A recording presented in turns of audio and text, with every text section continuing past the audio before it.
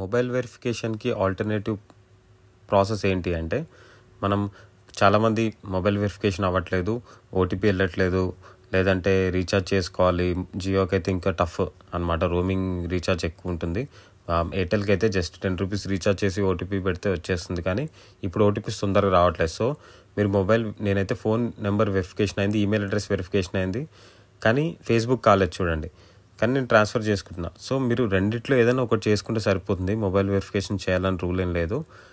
నాకు ఫేస్బుక్ కూడా లేదు అనుకుంటే వెంటనే ఈ పై నెట్వర్క్లో మీకున్న యూజర్ నేమ్ ఏదైతే క్లియర్గా ఇచ్చారో, మీ నేమ్ ఫుల్ నేమ్, ఆ నేమ్ తోటి మీరు ఒక కొత్త అకౌంట్ క్రియేట్ చేసుకొని మీరు వెరిఫై చేసుకోవచ్చు. మొబైల్ నెంబర్తో చేయాల్సిన అవసరం లేదు. Okay, both are not required అనమాట. ఏదన్నా ఒకటి సరిపోతుంది, 1 ఈజ్ ఎనఫ్. ఓకే, సో ఈ వీడియో మీకు నచ్చినట్లయితే please like, share and subscribe. And మీకు తెలిసిన వాళ్ళకి